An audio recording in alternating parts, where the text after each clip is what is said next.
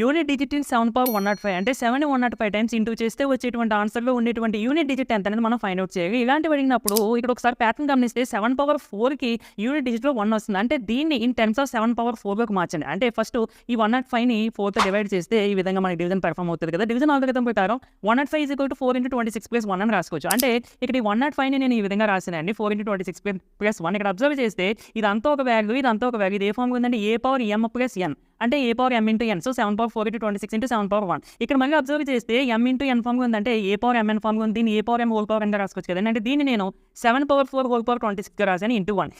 ఇది 7/4గా in terms of 7/4గా రాసుకోవడం గల కారణం ఏంటంటే ఇక్కడ 7/4 యూనిట్ డిజిట్ 1 వస్తుంది. సో ఇక్కడ కూడా మనకి యూనిట్ డిజిట్ 1 వస్తుంది. ఈ యూనిట్ డిజిట్ 1 ఉన్న వాల్యూని మనం ఎన్ని టైమ్స్ ఇంటూ చేసినా 26 టైమ్స్ కదా 100 టైమ్స్ ఇంటూ చేసినా కానీ మళ్ళీ మనకి రిజల్ట్ 1 వస్తుంది. ఇక్కడ 7/1 అంటే 7. సో 1 × 7 ఎంతంటే 7. ఇదేంటి యూనిట్ డిజిట్.